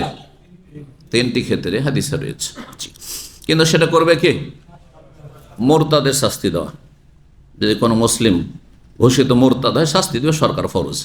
2 নম্বর, হ্যাঁ হ্যাঁ হত্যার বদল হত্যা, হত্যার বদল যে হত্যা করেছে তাকে হত্যা করবে। কয়েকজন মিলে যদি হত্যা করে, কয়েকজনকে, যদি তারা সবাই অস্ত্র ব্যবহার করে থাকে। জি। আর জেনা ব্যভিচারে লিপ্ত হয় যদি বিবাহিতা, তাহলে মৃত্যুদণ্ড, এছাড়া কোনো মৃত্যুদণ্ড নেই। তাহলে অমুসলিমকে খুন করা কাবিরা গুনাহ। ইসলাম ন্যায় নীতির দিন। ইসলাম যে ন্যায় নীতি শিখিয়েছে, পৃথিবীর কোনো মানুষের আইনও শিখাতে পারেনি, কারণ ইসলাম হচ্ছে আল্লাহর দিন, জি, যা আল্লাহ মনোনীত করেছেন মানব জাতির কল্যাণের জন্য। 21 নম্বর অধ্যায় হচ্ছে বাবু ওয়াজিস সাবি ফিল হিজরি। এই অধ্যায় হচ্ছে কচি কাঁচা বাচ্চাদেরকে কোলে নেওয়া, বাচ্চাদেরকে কোলে, নিজের বাচ্চাকে কোলে নেওয়া অথবা অন্যের বাচ্চাকে কোলে নেওয়া শরীয়ত সম্মত, জায়েজ রয়েছে।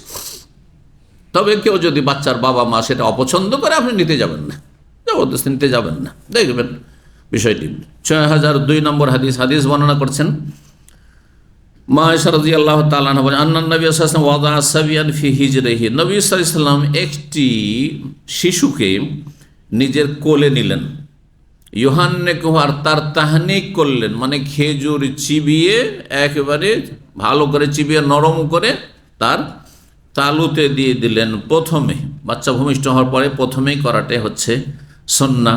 কেউ কেউ বলে এটা নবী সাল্লাল্লাহু আলাইহি ওয়াসাল্লাম খাস, কিন্তু অধিকাংশরা বলছেন না, নবী সাল্লাল্লাহু আলাইহি ওয়াসাল্লাম ছাড়াও কোনো ভালো মানুষ, নেক মানুষকে দিয়ে সেটা করাতে পারেন, এটি সুন্নাহ। ফাবালা আলাইহি, কোলে নিতে মাত্র বাচ্চাদের একটা অভ্যাস আছে, দিবে পেশাব করে, হ্যাঁ, নবী সাল্লাল্লাহু আলাইহি ওয়াসাল্লামের কোলে বাচ্চাটি পেশাব করে দিল। ফাদাবে মাইন, রাগারাগি করলেন, হ্যাঁ, মন খারাপ করলেন না, বাচ্চা নিয়েছেন, আপনার বরদাস্ত করতে হবে। ফাদাবে মাইন, পানি নিয়ে ডাকলেন। ফাতওয়াহ, তারপরে তাতে পানি ছিটিয়ে দিলেন, কারণ সেটি ছিল ছেলে সন্তান। ছেলে সন্তান যদি দুধ পানের বয়সে থাকে আর দুধ পানটায় তার প্রধান খাদ্য থাকে, তাহলে পানি ছিটিয়ে দেওয়া যথেষ্ট। মাসলা জানেন না? জানেন না? জি, হাদিসে রয়েছে। কিন্তু কন্যা সন্তান যদি হয় তাহলে ধুইতে বলা হয়েছে। ইউগসালু মিন বাউলিল জারিয়াতি ওয়া ইউরাশশু মিন বাউলিল গোলাম, আরেকটা হাদিস রয়েছে। বালিকা যদি দুধ পানের অবস্থায় 2 বছরের ভিতরে আছে আর প্রধান খাদ্য দুধ, পেশাব করে দিয়েছে, তাহলে সেটা ধুয়ে নিতে হবে। ওই ইউরাশশু, পানি ছিটিয়ে দেওয়া যথেষ্ট হবে, যথেষ্ট। কিন্তু কেউ যদি ধয় বা কাপড় বদলে নেয়, যেমন আজকাল কাপড়ে তো অভাব নেই, সুতরাং আমি কেন পানি ছিটিয়ে দিয়ে যাবো, আমি কাপড় বদলে নেব। কিন্তু ধরেন আপনার প্রয়োজন আছে সেই কাপড় ব্যবহার করার, এখানে আছে, এখানে কাপড় পাবো কোথায়? হ্যাঁ, তাই না? ঘরের বাইরে আছি আর আমাকে সালাতের সময় হয়ে গেছে, তাহলে পানি ছিটিয়ে নিলাম, পানি ছিটিয়ে নিলাম ছেলে সন্তান হইলে। এটি হচ্ছে সঠিক মত। পক্ষান্তরে আরেকটি মত হচ্ছে, আরেকজন ইমামে তিনি বলছেন ছেলে হোক আর মেয়ে হোক উভয়ের ক্ষেত্রে কি করতে হবে? ধুইতে হবে। কিন্তু এই হাদিসের উপরে তারা আমল করে না। হতে পারে ইমাম সাহেবের কাছে সেই হাদিসটি পৌঁছেনি যেখানে পার্থক্য করা হয়েছে। কেন পার্থক্য করা হয়েছে আল্লাহ বেশি ভালো জানেন। আল্লাহ রাব্বুল আলামিনকে শোকজ করতে হবে নাকি? আমাকে কারণ দর্শাইতে হবে, তাহলে আমি মানব? হ্যাঁ, তাহলে একটি করে কারণ জানতে জানতে তাহলে না জানলে আমল করবেন না। তাহলে প্রথম জানবেন, আমি 5 ওয়াক্ত নামাজ কেন পড়বো, 6 কেন পড়বো না, 4 কেন পড়বো না? আবার পড়বো তো এই সকাল থেকে এত লং টাইম, ফজর থেকে নিয়ে জোহর পর্যন্ত এত লম্বা টাইম কেন? আবার জোহর থেকে আসর এত শর্ট টাইম কেন? আর মাগরিবের সাথে এত শর্ট টাইম কেন? এ কেনর উত্তর কি দিতে হবে নাকি? ঠিক ওই রকমই ছেলে শিশু যদি পেশাব করে দেয় তাহলে পানি ছিটানো যথেষ্ট, আর মেয়ে যদি পেশাব করে দেয় তাহলে ধুইতে হবে। কেন? এই কেনর উত্তর আল্লাহ রব্বুল দেবেন না। আল্লাহর বিধান আমাকে মানতে হবে, কারণ আল্লাহর বান্দা আমি। বান্দা মানে দাস। দাসের কাজ হচ্ছে দুনিয়ার ক্ষেত্রে আপনার মালিক বলছে আজকে যাও সেকেন্ড সানায়াতে, এসি টেকনিশিয়ান আমাদের এভাবে বসে আছে, একদিন দিল আল হাসান, যাও ওখানে ডিউটি করিস, আর একদিন বলছে মজমা চলে যাও, আরে মাঝে মাঝে দিল তাবুক ঠেলে দিল। হ্যাঁ, কখনো বলছে আজকে জুবাইল, আজকে যাও তোমাকে অমুক জায়গায় যেতে হবে, আজিজে যেতে হবে না, হাফ মন যেতে হবে। যদি জিজ্ঞাসা কেন, সাথে সাথে একটা থাপ্পড় দিয়ে বাংলাদেশ পৌঁছে দিবে, ঠিক না?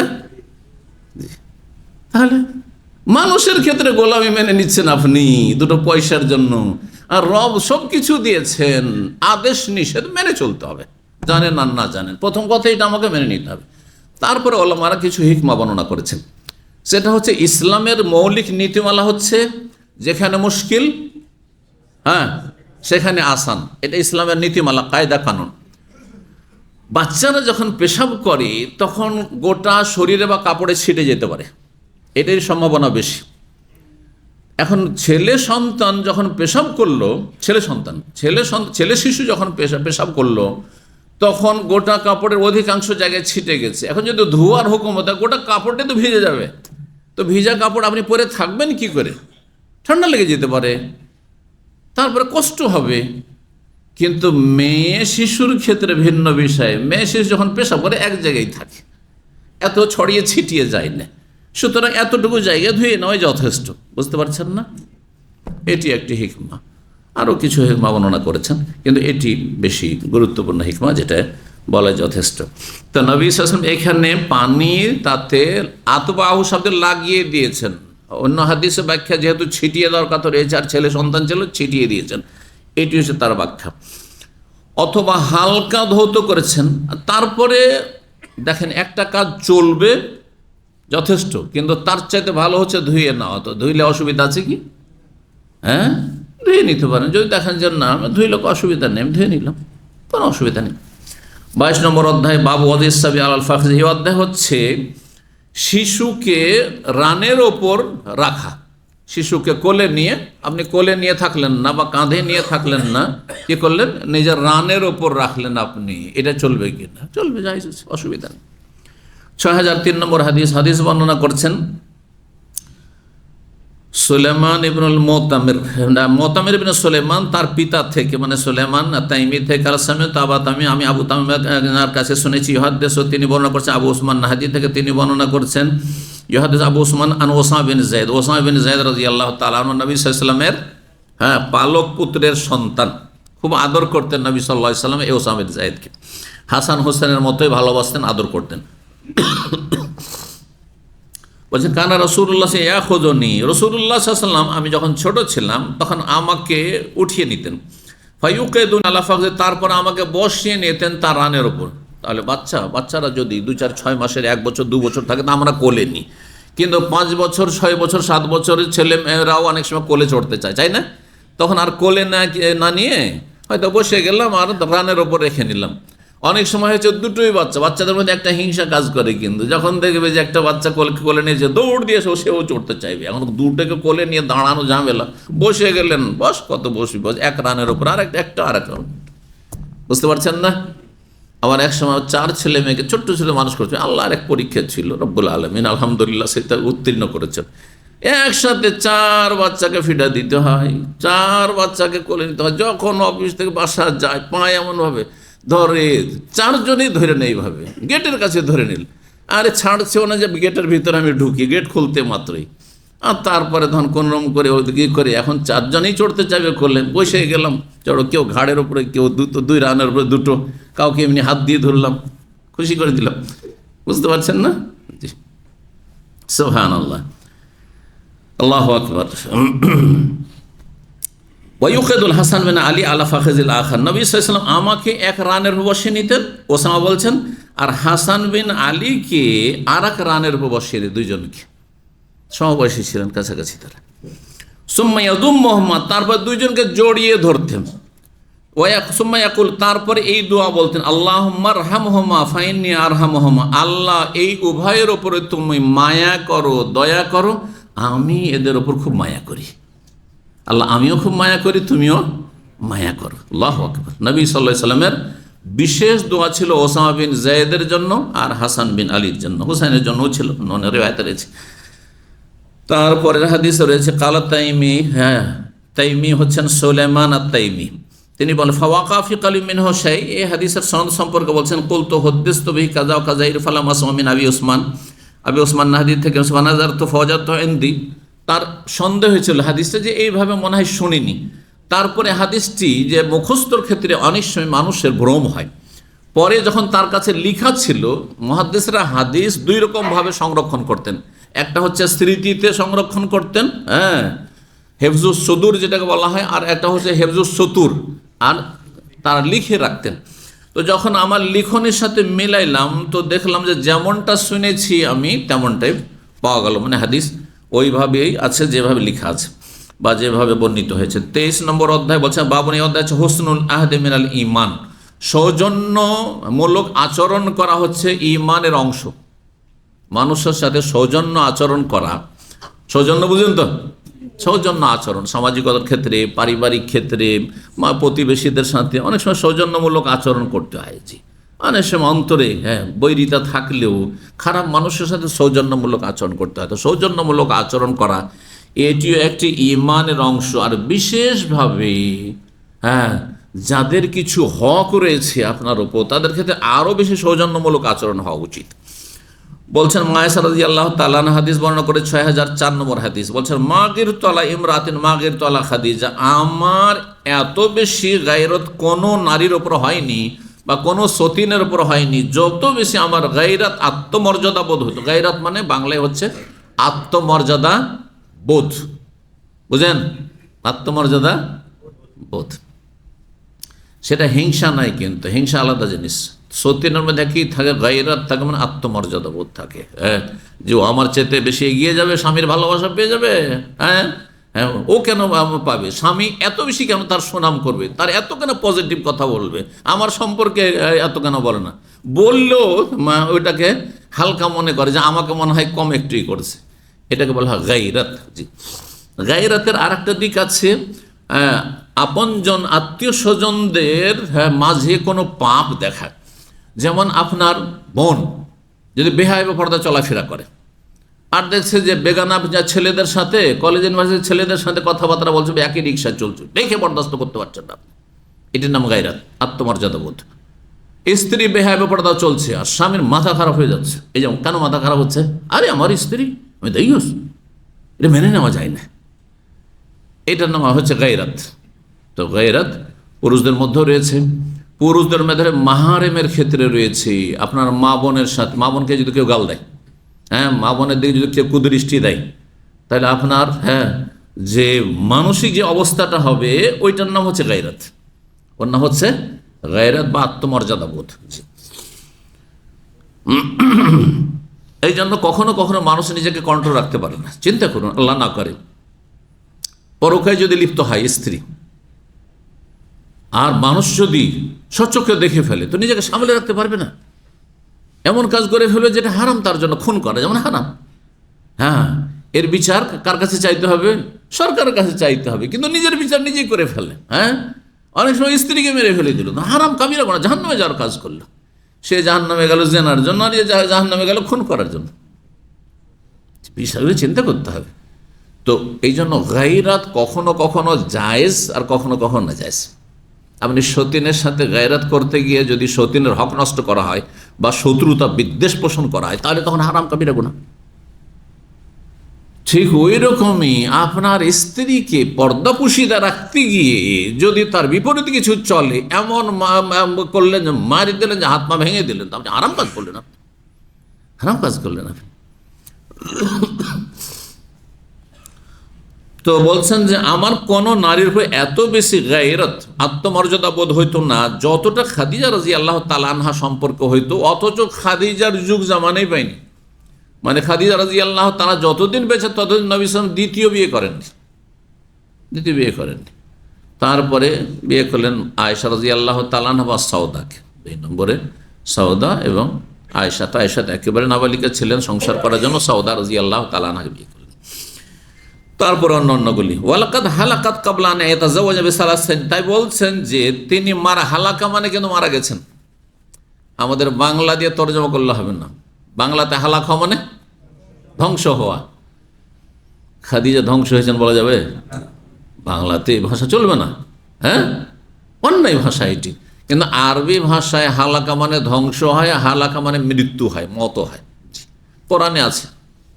ইউসুফ আলাইহিস সালামের ঘটনা আল্লাহ বর্ণনা করছেন সূরা গাফির, সূরা আল মুমিন, হাত্তা ইযা হালাকা। ইউসুফ আলাইহিস সালামকে উম্মতের লোকেরা এত ভালোবাসতো, তার উম্মতের লোকেরা, তার লোকেরা এত ভালোবাসতো। একদিকে নবী, চরিত্রবান নবী, একদিকে অতি সুন্দর মানুষ, সুঠাম মানুষ, আর একদিকে তিনি সচ্ছল মানুষ, মানুষের অভাব দূর করছেন। মানুষ তার খেতে পাচ্ছে, যা ইচ্ছা তাই পাচ্ছে। যার খেতে পায়, কে না তাকে ভালোবাসে, ঠিক না? তাহলে এই যে বৈশিষ্ট্যগুলি ইউসুফ আলাইহিস সালামের ছিল, যখন তিনি মারা গেলেন, হাত্তা ইযা হালাকা, যখন তিনি মারা গেলেন, তখন তারা বলল লাইয়া বাসাল্লাহ মিন বাদিহি রাসূল, আল্লাহ আর কোনো নবী রসুল মনে হয় পাঠাবেন না। এত ভালো নবী রসুল ছিলেন, আর পাবো না। মানে এই শূন্যতা পূর্ণ হবে না। যেমন কোনো বড় ব্যক্তি চলে গেলে আমরা এরকমটাই বলি যে আর এই শূন্য স্থান পূরণ হবে না, এই শূন্যতা থেকেই যাবে। তো বলছেন যে ওয়ালাকাদ হালাকাত মানে তিনি মারা গেছেন কাবলা ইয়াতাজাওয়াজা বিসালাসিন, আমাকে বিয়ে করা 3 বছর আগে। 3 বছর পরে বিয়ে হয়েছে তাহলে আয়েশা রাদিয়াল্লাহু তাআলা আনহার সাথে, মানে সংসার হয়েছে। লেমা কেন তাহলে গায়রাত হইতো? যখন নবী সাল্লাল্লাহু আলাইহি ওয়াসাল্লাম থেকে শুনতেন সুনামগুলি, ভালো দিকগুলি, যখন তখন খাদিজার কথা মনে পড়ে, যখন তখন খাদিজার কথা আলোচনা করেন নবী সাল্লাল্লাহু আলাইহি ওয়াসাল্লাম, তখন শুনে তার একটু গায়রাতে আঘাত লাগতো, আত্মমর্যাদা বোধ আসতো। লেমা কোনতো কেন, যে আমি শুনতে পেতাম ইয়াজকুরহা, সবসময় নবী সাল্লাল্লাহু আলাইহি ওয়াসাল্লামকে দেখতাম যে তার কথা আলোচনা করতেন। ওয়ালাকাদ আমারাহু রব্বুহু, আর আল্লাহ রাব্বুল আলামিন, নবী সাল্লাল্লাহু আলাইহি ওয়াসাল্লামের রব, তিনি তাকে নির্দেশ দিয়েছেন আইয়ুবাশশিরা। একবার জিবরাইল আলাইহিস সালাম আসেন নবী সাল্লাল্লাহু আলাইহি ওয়াসাল্লামের কাছে ওহী নিয়ে, আর তারপরে বললেন যে আল্লাহ রাব্বুল আলামিন মেসেজ পাঠিয়েছেন আমার মাধ্যমে, পয়গাম, যে আপনার স্ত্রী যে সহধর্মিনী খাদিজা রাদিয়াল্লাহু তাআলা উম্মুল মুমিন আছেন, তাকে সুসংবাদ দিয়ে দেন জান্নাতে একটি প্যালেসের, জি, আইয়ুবাশি বাইতিন ফিল জান্নাত মিন কাসাব, জান্নাতে একটি মণিমুক্তার, কিন্তু কাসাব মানে বাঁশ হয়, কিন্তু তো বাঁশের মানে খড়ের, হ্যাঁ, মানে মণিমুক্তা এমন বাঁশের ভিতরটা কি থাকে, হ্যাঁ, খোলা থাকে, ঠিক ওইরকমই এমন মণিমুক্তা যে ভিতরটা তার ফাঁকা, বুঝতে পারছেন না? কিন্তু এখানে বাঁশ নয়, যে খড়ের ঘর, কারণ খড়ের ঘরের যুগ চলে গেছে, এই যুগই চলে গেছে, তো জান্নাত আবার খড়ের ঘরে থাকবে। জি, ওয়াইন কানা, তো এই যে মর্যাদা, যে আল্লাহর স্বয়ং সুসংবাদ পাঠাচ্ছেন জিবরাইলের মাধ্যমে, কার জন্য? খাদিজার জন্য। খাদিজার জীবদ্দশায় যে সুসংবাদ দিয়ে দাও মোহাম্মদ সাল্লাল্লাহু আলাইহি সাল্লাম, তুমি তোমার স্ত্রীকে যে তার জন্য জান্নাতে কি স্পেশাল প্যালেস রয়েছে, অট্টালিকা রয়েছে। আর ওয়াইন কানা, আর একটি কারণ ছিল, ওয়াইন কানা লায়াজ বহুশা, নবী সাল্লাল্লাহু আলাইহি সাল্লাম বিভিন্ন সময় একটি ছাগল জবাই করতেন, নিজের বাড়িতে ছাগল জবাই করতেন। সুম্মা ইহুদি ফি খুল্লাতিহা মিনহা, আর সেখান থেকে উপঢৌকন দিয়ে পাঠাইতেন খাদিজা রাদিয়াল্লাহু তাআলা বান্ধবীদের বাড়িতে। ওই বান্ধবীদের বাড়িতে খোঁজ করে করে, এটা হচ্ছে ওই যে খাদিজার বান্ধবী, খাদিজার কাছে উঠা বসা করতো, খাদিজার সাথে খাতির ছিল, সেই জন্য যাও তার বাড়ি এই গোস্তটা দিয়ে আসো। এটা তো আমাকে রাগ লাগতো, আর ওই আমার মধ্যে গায়রত আসতো, এইটা কেন, বুঝছেন না?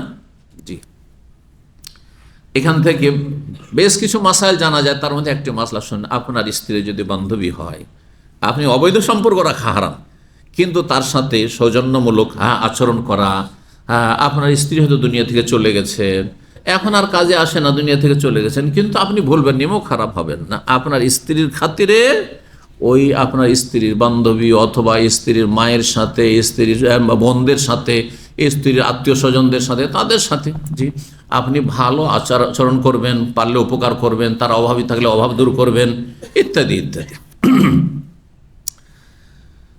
তো খুল্লাতুন খালিলুন থেকে, খালিল মানে অন্তরঙ্গ বন্ধু, এই জন্য বান্ধবীর অর্থ করলাম। মা খাদিজা রাদিয়াল্লাহু তাআলা আনহার বান্ধবীদের বাড়িতে নবী সাল্লাল্লাহু আলাইহি ওয়াসাল্লাম হাদিয়া, তোহফা পাঠাতেন গোস্তের।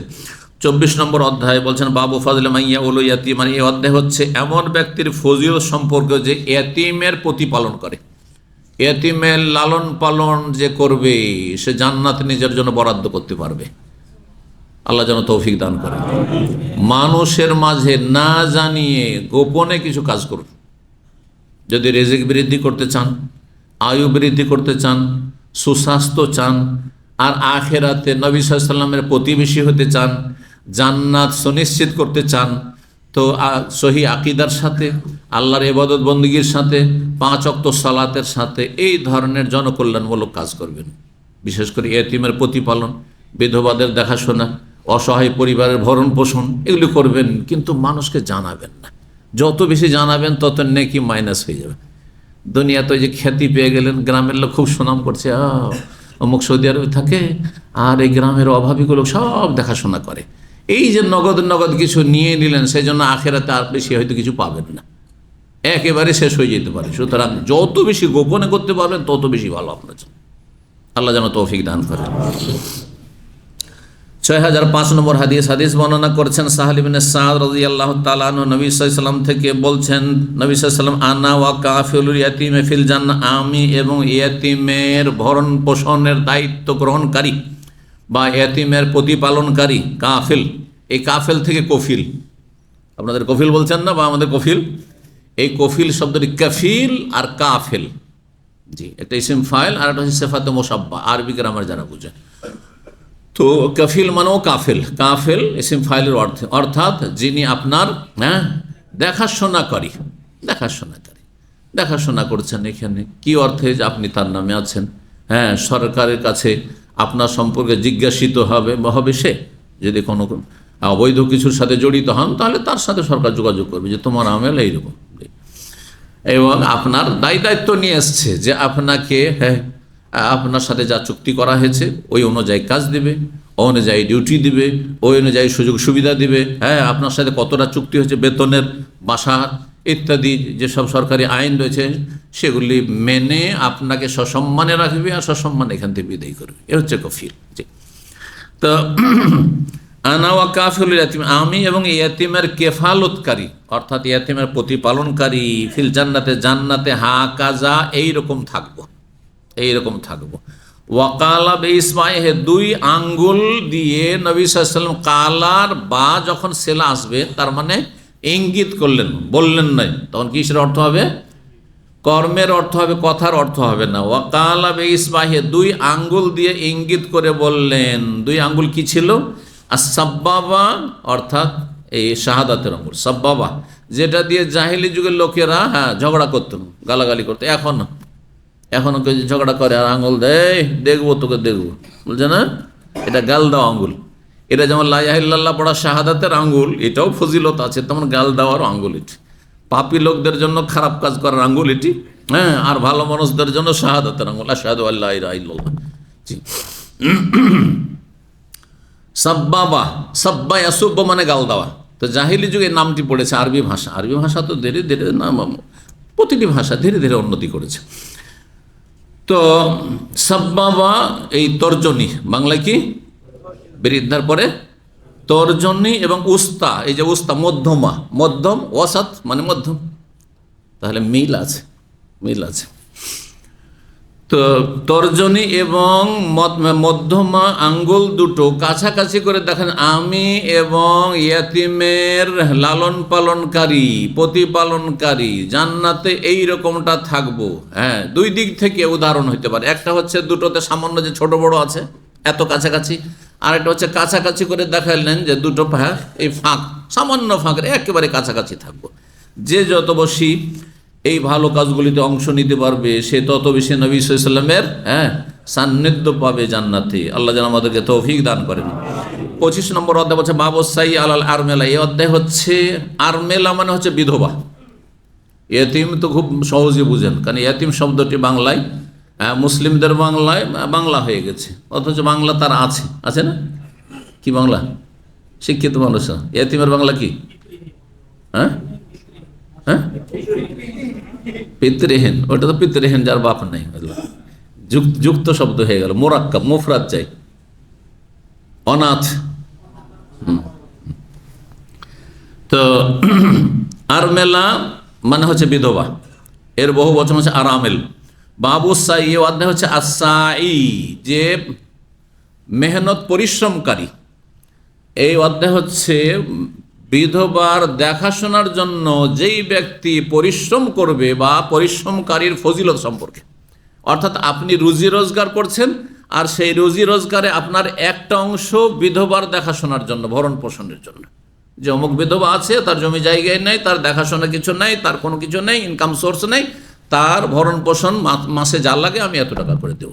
সেটা পুরোটাই দিচ্ছেন তাহলে আরও ভালো, আর না হয় আংশিক দিচ্ছেন আপনি। তো যে যত বেশি পারবেন তার ফজিলত রয়েছে। কত ফজিলত দেখুন এই হাদিসে। 6006 নম্বর হাদিস বর্ণনা করছেন সাফওয়ান বিন সুলাইম মারফু মানে নবী সাল্লাল্লাহু আলাইহি ওয়াসাল্লাম থেকে, ইরান নবী সাল্লাল্লাহু আলাইহি ওয়াসাল্লাম কাল, নবী সাল্লাল্লাহু আলাইহি ওয়াসাল্লাম বলেন আসাই আলাল আরমেলা, যেই ব্যক্তি মেহনত পরিশ্রম করবে বিধবার ভরণ পোষণের জন্য, ওয়াল মিসকিন এবং দরিদ্রের ভরণ পোষণের জন্য, অভাবী খেতে পায় না তাদের কিছু খাওয়া দাওয়া দেওয়ার জন্য। তাই এই দুই শ্রেণীর মানুষের জন্য কেউ যদি মেহনত পরিশ্রম করে, রুজি রোজগার করে, যে আমি যে ইনকাম করছি তাতে একটা অংশ বিধবার আছে আর দরিদ্র অভাবীদের রয়েছে, তার ফজিলত হচ্ছে কাল মুজাহিদ ফি সাবিল, আল্লাহর রাস্তায় জিহাদকারীর মতো। আল্লাহর রাস্তায় বদর, ওহদে, খন্দকে আর বিভিন্ন জিহাদে যেসব যুগে যুগে লড়াই হয়েছে, ওই রকম আপনি যোদ্ধার ফজিলত হাসিল করতে পারবেন, এক ফজিলত। অথবা আরেকটি ফজিলত রয়েছে আওকাল্লাযী ইয়াসুমুন নাহার ওয়া ইয়াকুমুল লাইল, ওই ব্যক্তির মতো ফজিলত হাসিল করতে পারবে। কোন ব্যক্তি? যে ব্যক্তি বিধবার দেখাশোনা করবে আর দরিদ্র ব্যক্তির ভরণ পোষণের দায়িত্ব নেবে। এরকম অসহায় যারা, যে কোনো অসহায় ব্যক্তির ভরণ পোষণের দায়িত্ব নেবে, তার ফজিলত হচ্ছে ওই ব্যক্তির মতো যেই ব্যক্তি গোটা বছর সারা জীবন দিনে রোজা রাখে, ওয়া ইয়াকুমুল লাইল, আর সারা রাত তাহাজ্জুদ পড়ে। আল্লাহু আকবার। কে আছে এমন আপনাদের মধ্যে, আমাদের মধ্যে? আজকালকার জমানে পাওয়াই যাবে না যে সারা রাত তাহাজ্জুদ পড়ে, আর সারাদিন সারা জীবন গোটা বছর রোজা রাখে। আপনি একজন বিধবার দেখাশোনা করে, একটা এতিমের লালন পালন করে, এতিমও অসহায়, আর এতিম মানে গরিব এতিম, কিন্তু ধনী এতিম নয়। ধনী এতিম হয় না, আমাদের দেশের মানুষরা বুঝে না, এতিমখানা মানে জাকাত দাও, হ্যাঁ, এতিমখানাতে গরিব এতিমরা আছে, সেই জন্য জাকাত দেওয়া ঠিক আছে। কিন্তু রাজাও তো মারা যেতে পারে, রাজার ছেলে 2 বছর বয়স, এতিম না? তো সেও কি জাকাত খাবে নাকি? সেও সাদকা খাবে? আর তাকে দান খেরাত করবেন না? মোটেই করবেন না আপনি, বুঝছেন না? কিন্তু সাধারণত দেখা যায় যে বিধবা বা এতিম, সমাজে অসহায়, হ্যাঁ, এইরকমই দরিদ্র, দরিদ্র তো দরিদ্রই, মিসকিন আর ফকির, এ দুটোতে পার্থক্য জানা আছে? কেউ কেউ বলেছে দুটো একই প্রতিশব্দ, কিন্তু অধিকাংশরা বলছে দুটোতে পার্থক্য রয়েছে। মিসকিন যার কিছুটা ইনকাম সোর্স আছে কিন্তু পুরোটা জোটাতে পারে না। ধরেন যেটা ইনকাম করে মাসে, সেটাতে 20-25 দিন তার সংসার চলে যাবে, কিন্তু 5টা দিন চালাতে পারে না। অথবা শীতের বস্ত্র নিতে পারছে না, বাকি সব আছে, সংসার চলে যাবে, ওটা মাছ খাওয়া দাওয়া চলে যাচ্ছে, কিন্তু শীত বস্ত্র কেনার কোনো উপায় নেই, বাড়িটা তৈরি করতে পারেন না। এরা হচ্ছে মিসকিন, বুঝছেন না? অথবা চিকিৎসা করাইতে পারছেন না, সব চলে যাচ্ছে, সংসার চলছে, কিন্তু চিকিৎসা এখন 1 লাখ টাকা লাগবে একটা চিকিৎসা, টাকা নেই তার কাছে, সে মিসকিন, সে মিসকিন। আর ফকির যেই ব্যক্তির, হ্যাঁ, অধিকাংশটা নেই, মাসে 30 দিন খাবার দাবার লাগবে, 10 দিনেরও খাবার নেই তার কাছে, 5 দিনের খাবার হয়তো আছে, বা 2 দিন 3 দিনের আছে, সকালে নাস্তা আছে, সারাদিন দুপুর রাতে কি খাবেন নেই, হচ্ছে ফকির। তো জাকাত সাদকা, জাকাত সাদকা তো অনেক সচ্ছল ব্যক্তিকে খানিকটা দেওয়া যায়, মানে কিছুটা সচ্ছল হইতে সামান্য অভাব আছে, কিন্তু জাকাতের জন্য শর্ত হচ্ছে ইন্নামা সাদাকাতুল ফুকারা ওয়াল মাসাকিন, হয় ফকির না হয় মিসকিন, দরিদ্র। জি। 26 নম্বর অধ্যায় বাবু সাইল মিসকিন। এই অধ্যায় হচ্ছে এমন ব্যক্তি, যে ব্যক্তি দেখাশোনা করবে বা প্রচেষ্টা করবে, মেহনত রোজি রোজগার করবে, কার জন্য? দরিদ্র ব্যক্তির ভরণ পোষণের দায়িত্ব নেওয়ার জন্য। আগের হাদিসটি রয়েছে 6007 নম্বর হাদিস, হাদিস বর্ণনা করেছেন আবু হুরায়রা রাদিয়াল্লাহু তাআলা আনহু। আগের হাদিসে কিন্তু সাফওয়ান বিন সুলাইম বর্ণনাকারী পরিবর্তন হয়ে গেল। রাসূলুল্লাহ সাল্লাল্লাহু আলাইহি ওয়াসাল্লাম বলেন, আসাই আলাল আরমেলা ওয়াল মিসকিন কাল মুজাহিদ ফি সাবিলিল্লাহ। যেই ব্যক্তি বিধবা অথবা দরিদ্রের দেখাশোনার জন্য রুজি রোজগারে মেহনত পরিশ্রম করবে, ইনকাম করবে, সেই ব্যক্তি আল্লাহর রাস্তায় জিহাদকারীর মতো ফজিলত হাসিল করবে।